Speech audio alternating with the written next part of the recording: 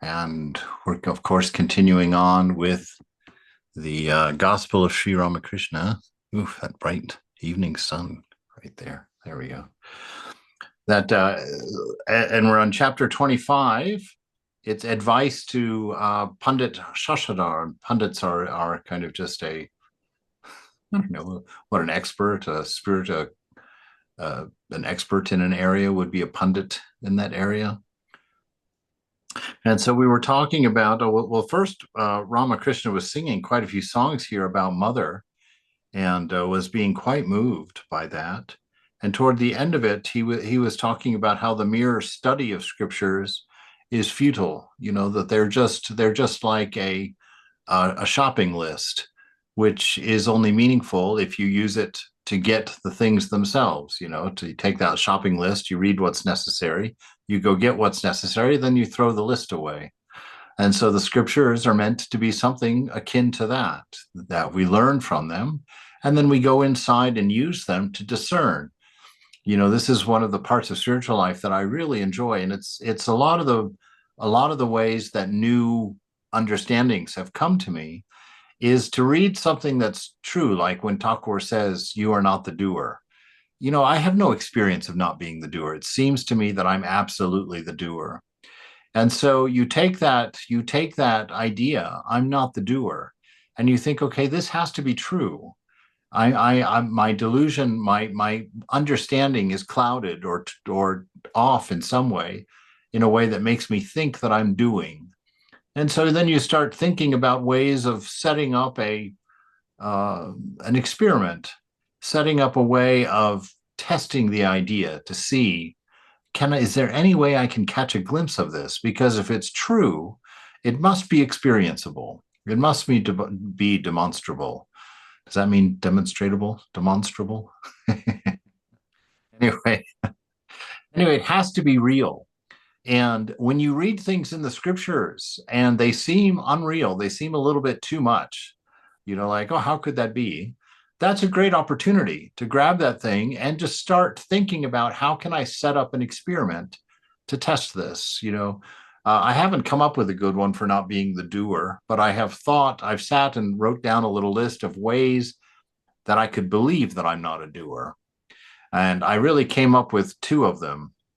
One is like, if I am in a dream, then even though I see myself doing all kinds of things, nothing is actually being done. Because when I wake up in the morning, whatever I did in that dream is still unaccomplished. It doesn't exist as a doing. And so perhaps in one way that we're not doers is in this world, we're going on in a world of illusion, as we've been told, that things are not as they seem, and that the reality is one without a second, and that one without a second is the absolute unchanging. There can be no doership. So that would be the philosophical way around. The other way around is to understand that we're prompted to do everything by mind, that it's the body that actually responds to mind. And so the body mind, when the body gets hungry, it tells the mind it's hungry, and the mind knows where the refrigerator is and knows how to pull out an egg and knows how to cook it up and feed the body. Now, we have a sense of agency because we're very intimately close to body mind, and we don't have any attributes of our own to describe us and keep us separate, because in our true nature, we are all attributes or no attributes, depending on how you want to look at it. And so it's very difficult to distinguish ourselves from body mind. And so, but usually it's body mind and your samskaras that are prompting your thoughts. Your previous thought creates the new thought, and round that wheel goes. And the fact that you are unable to create an original thought that's unrelated to the previous thought, the fact that you can't do that demonstrates that you're not the doer. Every thought that you have comes out of the previous thought. And those thoughts are informed either by present sensations or by memory, by things that come from the past. And so in that sense, you could see that you're not a doer. And the way that I kind of did this is to start paying attention to things that I don't need to be conscious of for them to happen, like washing dishes.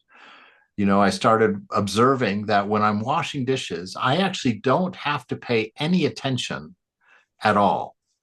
That my mind knows exactly, reach over, grab a dish, stick it in the water, wash it with the sponge, rinse it, set it in the dryer. That when you do that, you can see very easily in these mundane tasks that your presence isn't necessary. That the body is very familiar with those actions, the mind's very familiar with those actions, and so it kind of carries on itself. But we, because of identity with body mind, take responsibility for that. And by taking responsibility, we create the stories that then run through the mind and then prompt different actions or the actions of our future. And so in this study of the scriptures, always take them and look at them, see what they're saying, and then go look for evidence in your life, in your spiritual life practice, come up with experiments for testing them. Is there a way I can become familiar with this? So it's not just something that I believe or something that I philosophically agree with, but that it's a truth that I can see.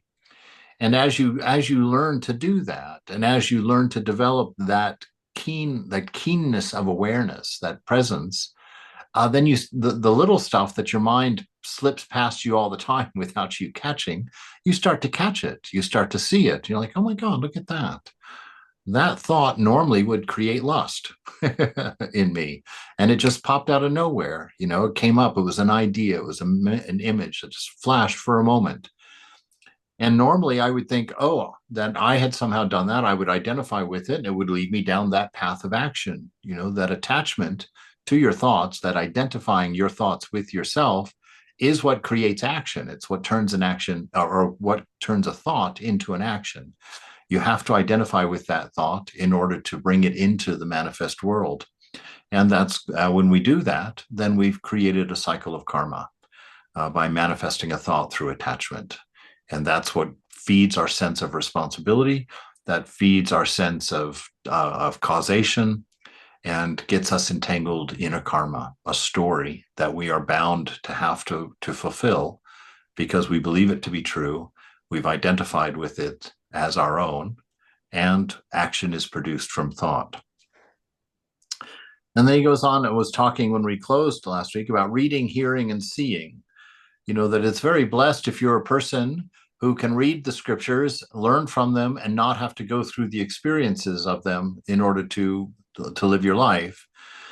He says that reading is great, but better than reading is hearing. Having a great soul or a spiritual adept be able to share things with you that they've learned from experience and through their practice. And then better than hearing is seeing. That's you getting it yourself. You going in your practice and seeing, oh my God, look at that. I am so separate from my body. I most of the time I'm not aware of most of my body. You can see that in progressive relaxation. You right now I mentioned your big toe, your big left toe, and suddenly now you're aware of your big left toe. But a moment ago, you weren't thinking about it at all. And think of all of the aspects of body that you are currently unaware of. And yet you'll take responsibility for being in charge of your body. Think of all the things that your body does that you have no idea how it's done. You don't know any of the science behind it. And so how can you be responsible for doing it if you have no idea how it's done? And so in those sense, it's kind of fun just to take these ideas and don't let them just go in your ears and out. Challenge them, find them to be true or not true, as the case may be in your life. And so today we're going to step into his next section where he's talking about the nature of Gyanis and Vigyanis, those who have tasted milk, those who have seen milk, and those who have tasted milk. Those who are, who just talk about the milk, that's us normal practitioners. We just talk about God. We haven't seen him. We haven't really, or her, or tasted her at all. We just kind of have this idea there. And better than that is seeing God, having an experience of God, having an experience of the presence brings you even closer. But then when you befriend God, when God is a constant companion of yours, and that presence becomes absolute within you, then you're a Vijnani, and that's the highest of all. So he says the Jnani means the knower. The knower reasons about the world through the process of neti neti, not this, not this. Right? So he's withdrawing his identity from anything that changes. That's what discernment, the pure form of discernment that Ramakrishna talks about, is that. It's understanding that that which changes is unreal, and that which is unchanging alone is real. And so the process, the Jnani, when he's doing his practice, he keeps withdrawing his mind. He sees a thought, he's like, that's not my thought. He sees a feeling, is aware of a sensation in the body, I'm not the body. He sees the body inform the mind that it wants food. It says, I'm not the body or the mind. And so it's this constant practice of sorting yourself out so that you can know who you are inside. That's our struggle. You see, by thinking that we're body and by thinking that we're mind, we've enslaved ourselves to the needs and requirements of body-mind. And we spend our life fulfilling it, trying to keep our mind in a positive state all the time, trying to keep the body healthy and well-fed, fighting against age and disease. And it's the cause of our misery. It's the cause of our enslavement, because the body and the mind are temporary themselves, and all of their conditions and circumstances are also temporary. So even if you do manage to get enough circumstances and conditions in order to make your body happy, to make your mind happy, they're going to change of their own accord. Your mind is not going to remain happy. Your body is not going to remain healthy. It's how we get stuck in this world. So the Jnani reasons about the world through the process of not this, not this. Reasoning in this way, he at last comes to a state of bliss, because that is what your fundamental default nature is bliss. And when you untangle yourself from the mind, which is constantly convincing you that you're in this state of mind and that state of mind, and you've detached from body, which is constantly telling you that you need this or you want this or you like that, when you've detached from that and are no longer distracted and engaged in that world, you suddenly become aware of this wonderful hum of bliss that is native to being a human being, native to being a divine being. But it only comes into our focus or into our awareness when we have pulled our distraction out of body and out of mind. So he at last comes to a state of bliss, and that is Brahman, right? That bliss, that love that you feel, this is one of those things that if you want to see God, then pay attention to the presence of love. And if there's not enough love in your life, then go do some acts of love, some acts of service, some acts of compassion. And if you do that and pay attention to the presence of love within you, you will see that the more you express, your nature, your love, your desire to alleviate suffering in the world, that the more full of love your life becomes, and the more content you are. And to then become aware of your nature within as love, and through your practice to have learned where that love emanates from within the shrine of the heart there, and learning how to place your sense of self there instead of the thought of you here, when you move your sense of self to the unchanging heart, which is just soaking, it's the source of all the love that you feel for all the people that you love. And it's the place where you recognize love when others share it with you. And so when you come to know that that love is not actually being generated by people and events and activities on the outside, but that love is actually a constant hum that's always there, and that you're only being made aware of it by objects on the outside because they're reflecting it back to you somehow, like somebody does something loving toward you, then you are reminded of love, and that is enough, because love is your nature. To be aware of love is to be aware of God. And if you don't have enough God in your life, then get to work. Open your eyes, do things that express love, and to do them without reason. Thakur Ramakrishna, Vivekananda says, if in your life you can do one act that is absolutely unselfish, if you can do one act that is perfectly unselfish in your life, you will realize God. And so karma yoga is really that adventure, trying to do one thing that is utterly unselfish, that has no motive for the self at all. That's what hard. Yes, it's very hard. That's why it's kind of like a carnival game. It's very hard, but it seems like it would be easy to do one thing without any selfish desire whatsoever. What But about soldiers? well, everybody, and you can put any job in there. If anybody can do anything that's selfless, the soldiers love glory and grandeur and the victory of war and all the things they get to pin on their chest to say Well, all of the grand things they've done. when they do like heroic sacrifice. If they're doing it with the sense of no result or no achievement, nothing for themselves in it, then that's a beautiful act. If they really did. Oh, and of course, let's just assume that it's a righteous war and that it and all of that. I don't want to get into, praising soldiers in war. Those are an unnecessary or a necessary evil, I guess, in this world, although I'm not convinced of it. But yes, those who are fighting for an ideal that's bigger than themselves and willingly give themselves to that ideal without any sense of their self, any sense of gain or cost to themselves, yes, that act would give them realization. That's what, according to Vivekananda. No, I think he was just kind of egging us on there to jump into our spiritual life. But I'm not going to say that what he says isn't true. I think it probably would be true, because it would mean that you've done a lot of purification in your life to actually be able to have something done with no personal attachment whatsoever. And so this is what he's talking about here. So we completely try and withdraw ourselves from body and from mind because they are part of the changing world.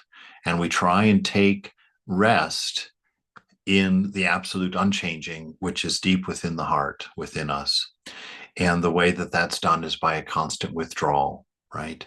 You can't see the self because the self is the seer, right? The self cannot be objectified, so it cannot be placed in front of your senses or in front of your mind to be studied and looked at, which is why this is such a confusing task for us, right? And so we can only intuit it by turning everything within us into a satellite dish of listening, right? So discernment ultimately turns us into just everything. The mind becomes a listening device. We look for anything that disturbs the mind or puts a ripple in the mind, and we like, look at that. That ripple happened in the mind. Oh, look how it connected with that memory. Oh, look at that. And if you just watch, it will stay at that level. It'll just keep coming and going, and won't affect you. The only time it starts to affect you is when you see that ripple happen and you become interested in the ripple. Ooh, what was that? Oh, I remember that. And then it becomes your ripple. And when it becomes your ripple, then you have a personal investment in it. And when you have a personal investment in it, you're deluded. And when you have that personal investment in it, the mind brings up supporting memories, other instances of that thing happening to you.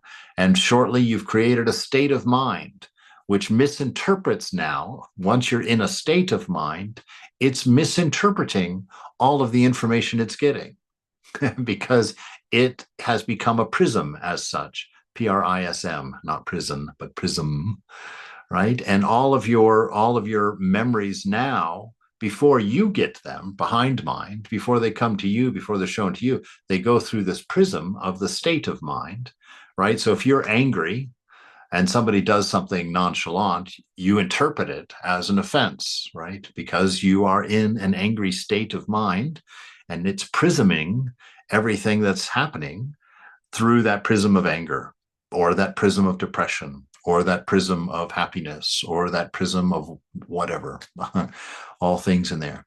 And so this is why we want to be constantly aware because you can't believe, well, I'm sure you do believe, but how subtle the mind is, and how the tiniest little spark of a thought can rupture a whole dam holding back all kinds of triggered events for us. Okay. You know?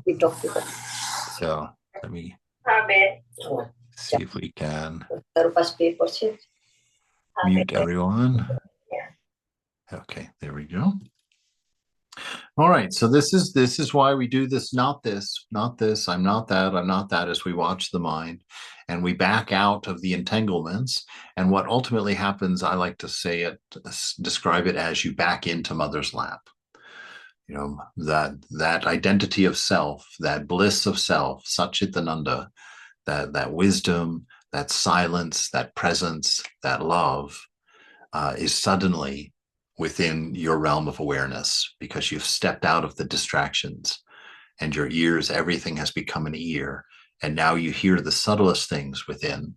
And one of those most subtle things is that gentle hum of bliss that is always present, a contentment, a supreme contentment, though, not just a nonchalant, but a pure satisfaction with the isness of being, because it becomes apparent that it's not outside, that it is you, and that you're utterly and completely safe, that you're utterly and completely whole, and that nothing is necessary.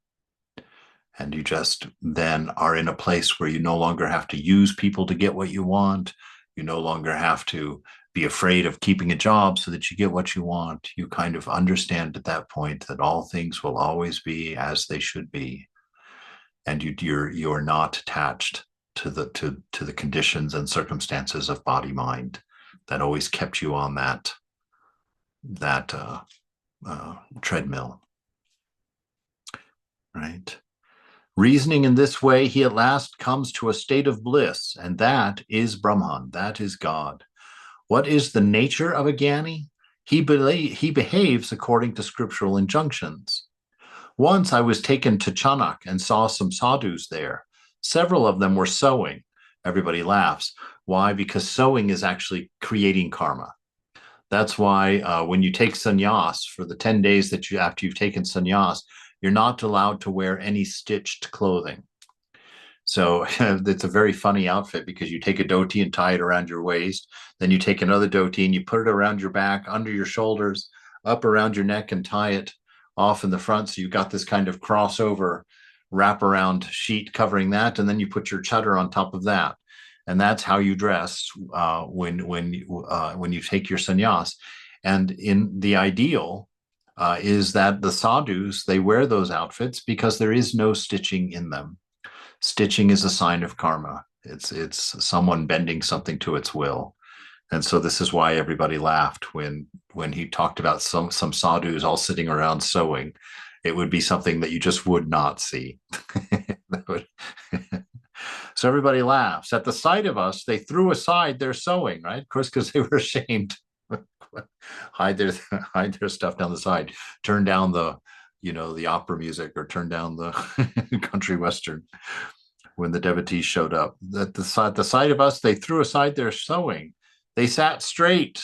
They crossed their legs and then conversed with us, right? So they became the representation of sadhu in the moment to present themselves as sadhu. You see how egoism can infect even your practice like that. You're watching around. I've caught myself watching around the other brothers in the room during meditation to see if I'm the last one to leave, because I should be the last one to stop meditating, then I'm more holy than everyone else is, right? Or I've shared with you that time I caught my ego being so happy because I randomly went into the shrine when it wasn't meditation time just to sit for a few minutes. And I was sitting in there doing some meditation and feeling happy that I was doing more than what I normally do. And I heard the shrine door open and somebody come in and walk catty corner through and out the side door. And inside, I watched my ego self become so happy that somebody had caught me meditating in the shrine when it wasn't time to meditate in the shrine. And you see, this stuff is going on in our heads all the time. And this is where our ego is produced, because we're like, oh, yeah, that's me. Oh, yeah, I'm a great sadhu. Oh, I'm a good person.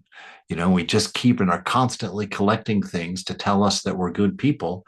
And that's how we feed ego. That's how the ego stays alive. And so in this situation here, you've got these sadhus that weren't staying true, albeit not at a very important level, but at a level of, creating karma for themselves.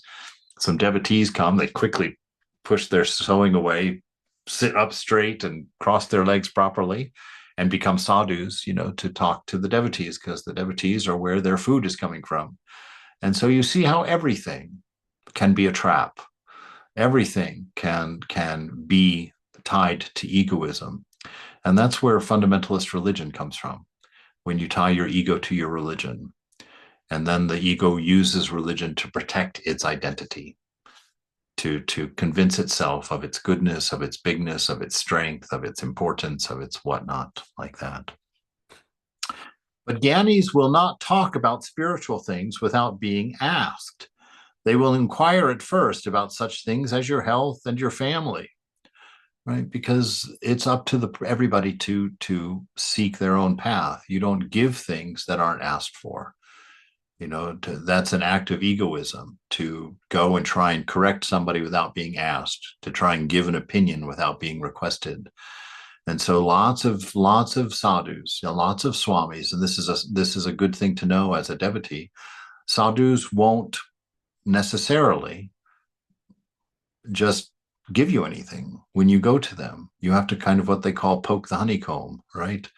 You have to ask them some questions. And when they sense a sincerity, and when they sense something that they can be of an aid somehow, or, just listening, they probably won't have that thought. A real sadhu would be basically transferring your words straight through themselves to the divine behind, and then being a conduit for whatever is returned from that, because that's how we talk with God. But it's a state that we've talked about in the past, that you have to be very silent inside, so that you know what's coming in from your nature versus what's being generated in the mind or what's being triggered in the body. So you have to have that great stillness inside, because Thakur says, Ramakrishna says, that which arises in still mind or pure mind is the voice of the divine, is the voice of God. And so it's a good thing to practice if you're in your prayers, if you are mentioning something to the divine, or praying to Mother or Thakur or Jesus for something, you want an answer to your prayer, you just need to pray once and listen. Then you just sit in silence. Don't think of anything. Just run your mantra and sit in silence. And usually your information will come to you not in words or a thought, but will come in a knowing. You just know what to do. You know what to say. You know how to accomplish what needs to be done. It comes as a complete package. You don't have to do any building of an answer within. And so they're probably working along those lines.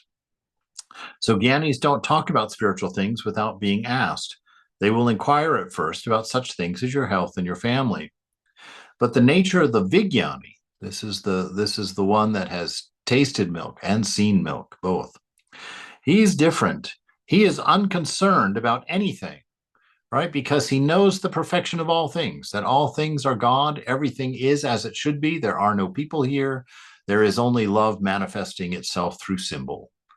Love telling all the possible stories of what love can look like in this universe. And so they see all of that going on. They know that everybody is being motivated by love alone. They know that the bodies are not real. There are not people out there. This is all the divine beloved playing and getting lost in that play by imagining himself to be all of this, right? So he is unconcerned about anything. Perhaps he carries his wearing cloth loose under his arm like a child, or perhaps the cloth has dropped from his body altogether. So he's running around naked, because he's not the body, he's not the mind. And it's not a calculation on his part. That's just not there. And so his cloth falls off, and instead of getting embarrassed, oh my God, and covering himself up again, he just picks it up, tucks it under his arm, and keeps walking because that's no problem, right? The man who knows that God exists is called a Gyani. So that person who knows God exists is a Gyani. A Gyani is like one who knows beyond a doubt that a log of wood contains fire. But a Vigyani is he who lights the log, cooks over the fire, and is nourished by that food. The 8 fetters have fallen from the Vigyani. He may keep merely the appearance of lust, anger, and the rest. Right? So those things will still go through the mind, but he doesn't have an attachment to them. So someone may catch his eye for a second, or you may be able to provoke him into some anger in a moment, but it will last a moment. There's no connection to him. There's no identity with it for him. And so as soon as the ripple passes, the anger is past. So you can always tell a good sadhu because the anger will never remain. They don't hold a grudge. They don't carry the memory of that. It's like they say that the anger of a holy person is like drawing a line on the water with your finger. It closes itself up almost immediately.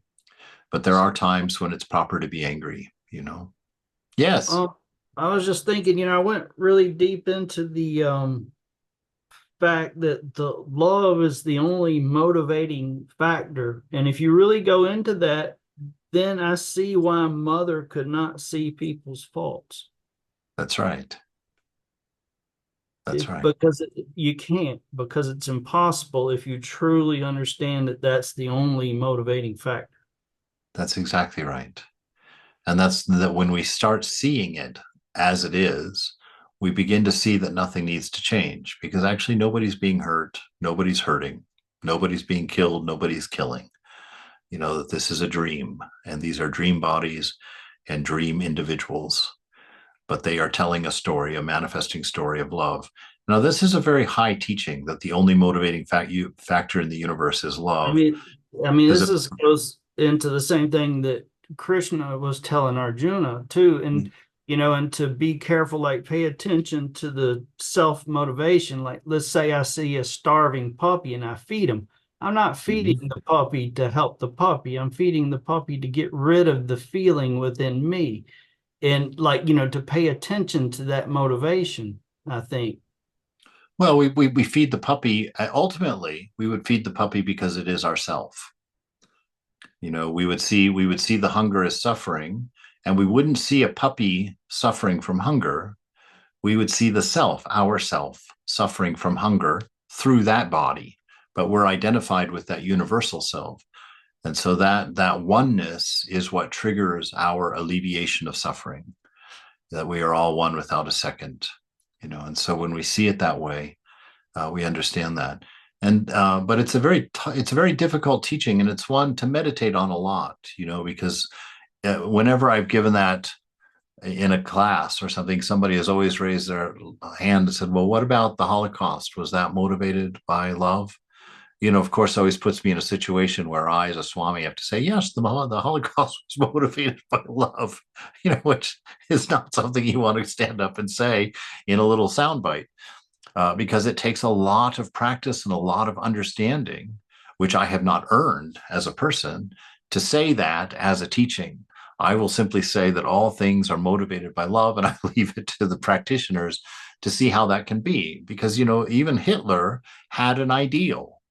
But his ideal was completely based on body-mind, right? And so it was at the ego end of the spectrum. So there were a handful of people that loved Hitler and were very excited with what was going on in their country, at that time. But there was a vast number of people who didn't fit into that ideal, who suffered greatly for it. But it was a love of an ideal nonetheless that motivated Hitler. But because it was body-mind oriented, it would help very few people, and it would harm a great deal many more. And you look at Jesus at the other end of the spectrum, right? Jesus is fully spirit identified. He's not at all body-mind identified. And so, yes, there was a handful of people that did not like Jesus. They crucified him. But there was a huge number of people that were benefited by his life because he identified with the common factor in us all, spirit. When we identify with body, mind, the color of the eyes, the color of the skin, the shape of whatever, when we identify with those things, that's divisive because those are all different. And so. I also think that intention motivation is different from impact, and the idea of not attaching to the fruits. I mean, I think there's also an awareness that we can do a lot of damage to people by thinking it's coming from love, and that doesn't necessarily mean that the outcomes are what we might think of as loving. Yeah, it does. It's hard to see. It's hard to see it as it is if the mind itself is not pure. Even if it does turn out to be love. Anyway, yes. I mean, we could do a whole class on this. For me, it's sit and think about it. You can see that it's true, but it's one of those teachings that it always gets messy. If anybody in the room is not wanting to accept it, it's a very hard and usually at that point it's not a matter of, we don't need to do that. If that's not the world you live in at this point, don't live in that world. Because it's one of those things you can't start saying without having some realization of it being true. Because if you start dismissing things, if you go around saying, like, it's the same thing with karma. If you start going around trying to read other people's karma, so you walk by a homeless guy on the street that's starving to death, and you say, oh, that's his karma, everybody gets what they deserve, and you just keep walking. That's an utter misunderstanding of karma. Because karma is not used to explain a current situation. Karma is used to give you control of your destiny. That in the moment you create your karma. And so that's why we have the lesson of karma, to show you that you are not a victim, that you can change your future, that you can come to, following light, you can become realized. And that's what karma is for. Karma is not to explain your current condition, because you could never know all the intricacies of karma in order to accurately determine your current situation as to whether it's good for you or bad for you. Pleasant does not mean good. Right? All right. So the man who knows God exists is called a Gyani, and a Gyani is like one who knows beyond a doubt that a log of wood contains fire, in that it can be fuel. But a Vigyani is he who lights the log on fire, cooks over that fire, and is nourished by the food. So when you are aware that God is the doer, that God is, your life is completely and utterly in the hands of the beloved, then you rest in that comfort and you watch that happen. You watch life happen in that way. The 8 fetters have fallen from the Gyani, so that shame, anything that's any emotional state or feeling state that's caused by taking responsibility, whether it's shame or sorrow or delight or all of these things, all of those fetters have fallen from the Gyani.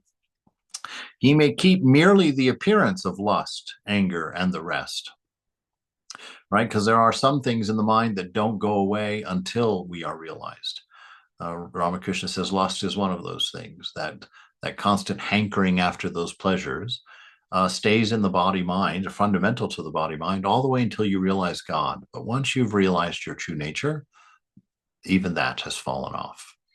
Right? So as you come to that state of knowing for certain who you are, not being concerned or not being fooled into believing yourself to be body-mind, then you find your freedom. You find that bliss within. So he may merely keep the appearance of lust, anger, and the rest. The pundit. The knots of his heart are cut asunder. All his doubts are destroyed. Master. Yes.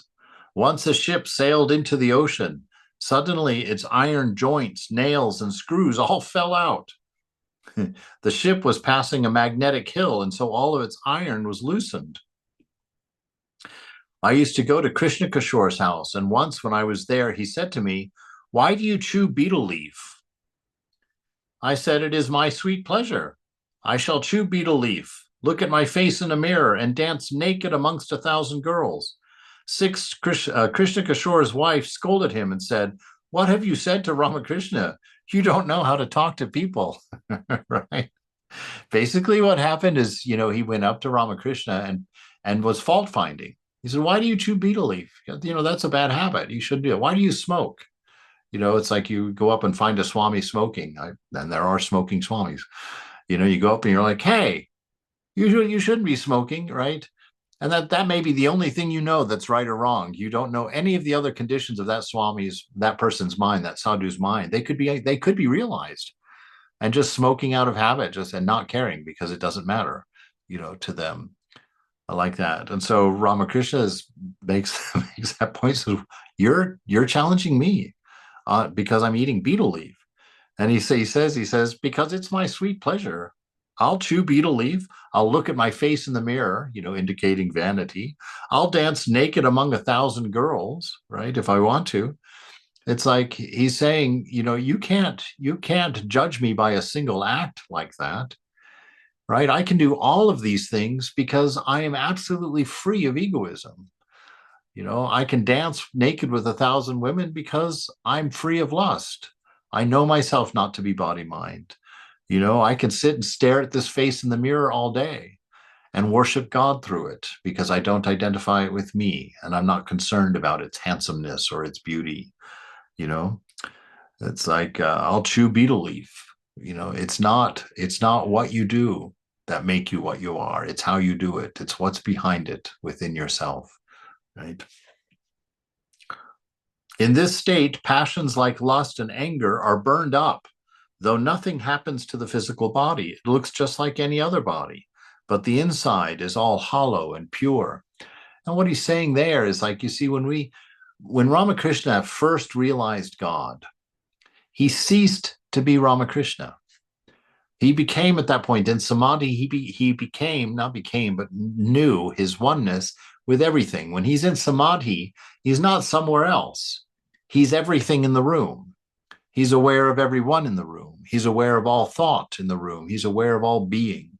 He's got a universal awareness, but no particular, nothing that is taking it in and then identifying it with a particular self, a separate self from the whole.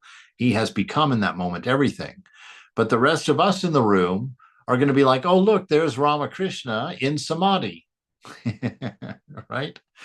It's not Ramakrishna in samadhi. We're betraying our ignorance. We think we are our body, and so we see his body, and we say, "Look, there he is." And then we see, well, it's not normal. He's sitting there unmovable. Oh, he's in a condition of samadhi, right? So we completely wrongly interpret the thing because we don't understand the inside of what's actually there. He is no longer aware of that body as his, and his awareness has become everything in the room with no particular. And so he is everything in the room, and that body does not even indicate him, right? But when we see him, we call it, "Oh, there's Ramakrishna. Oh, there's a picture of Ramakrishna." But that body has nothing to do with Ramakrishna. Once he realized God, that body was finished as an identity for him, right? And so that's what he's saying here. He's saying that a saint's body looks like any other body, right? But that inside it's hollow, inside it's pure, right? There's nothing but the infinity of being within. There's no particulars, no point of reference for that soul. And so the devotee says, "Well, does the body remain even after the realization of God?" Master, the body survives with some so that they may work out their prarabdha karma or work for the welfare of others. By bathing in the Ganges, a man gets rid of his sin and attains liberation.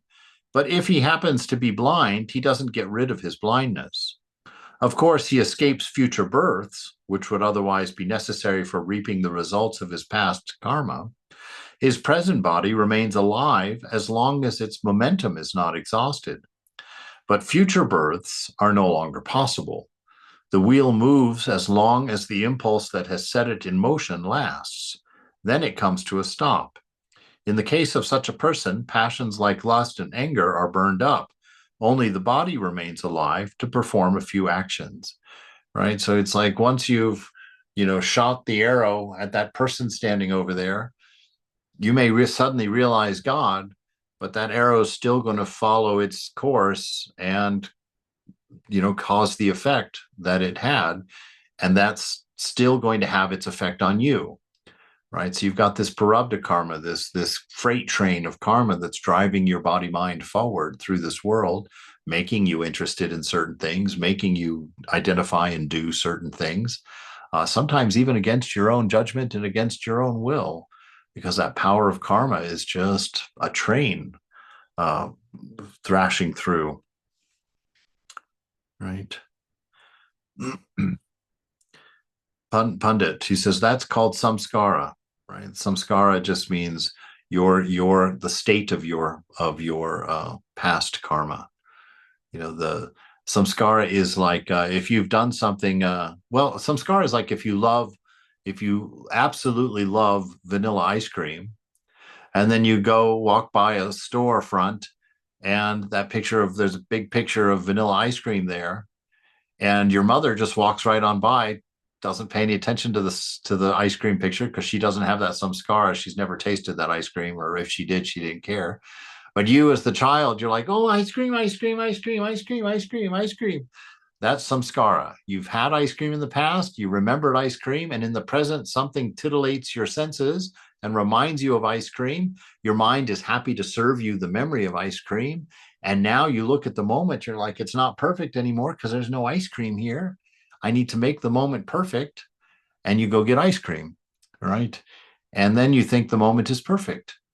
But your mother, who didn't have that samskara for ice cream, the moment was perfect all the way through. It's always perfect, right? So samskara are the things that keep us restless, that keep us discontent in the world, because we keep looking at things. We keep smelling pizza. We keep rubbing against people. We keep smelling perfumes. We keep seeing images of our past. We keep seeing little trinkets that remind us of something else, right?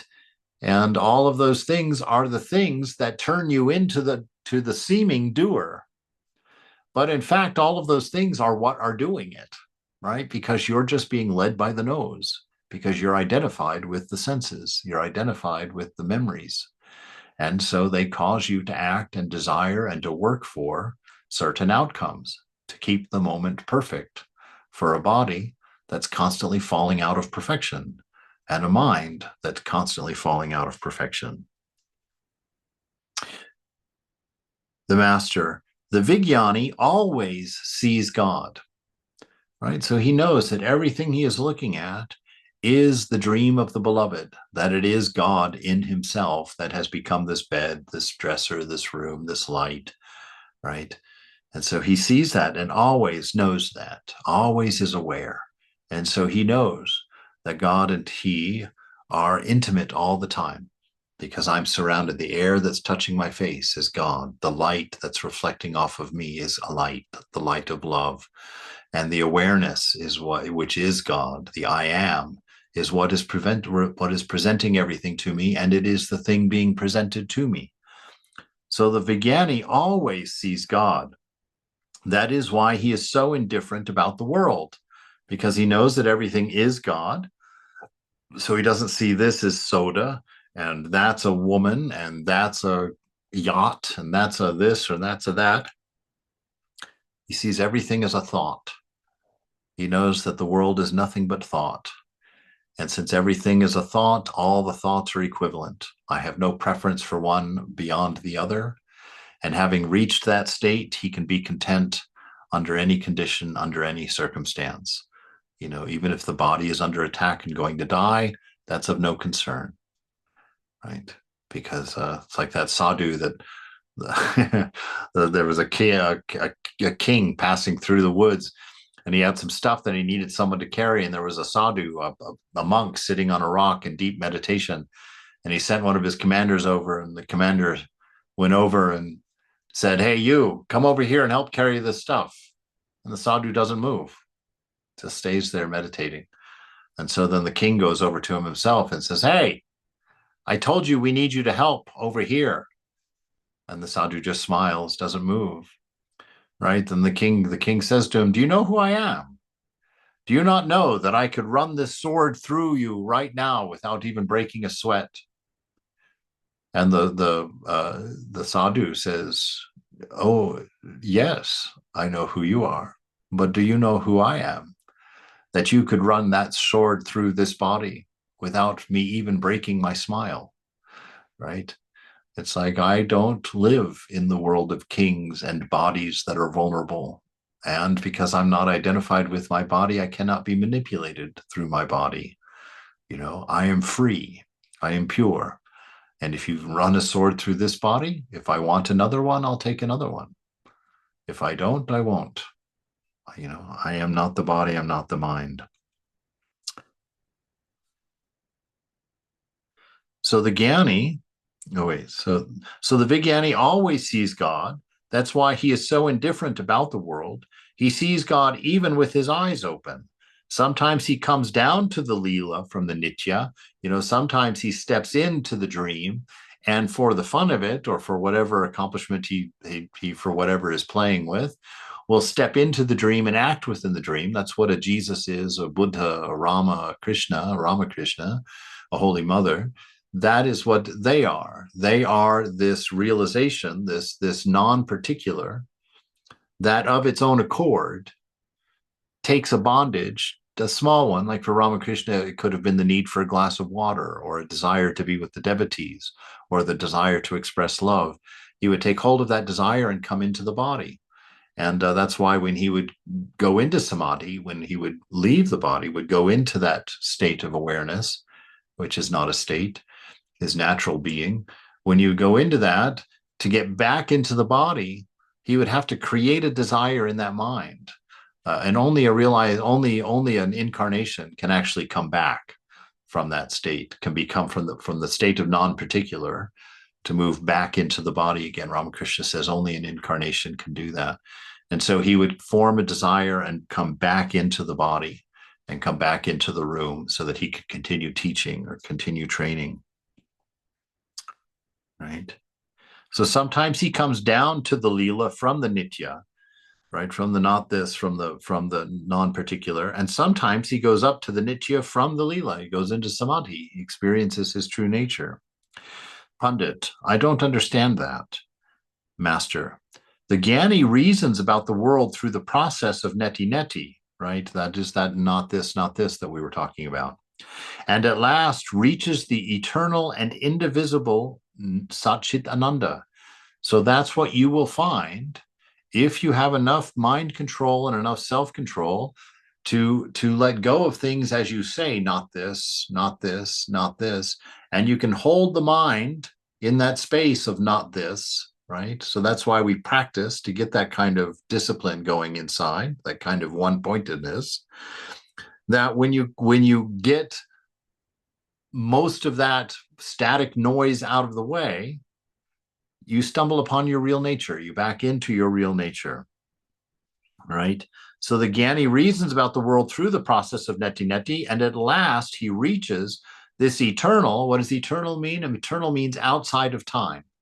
So you step outside of time. Time is no longer passing for you as an experience. So he reaches the eternal and indivisible.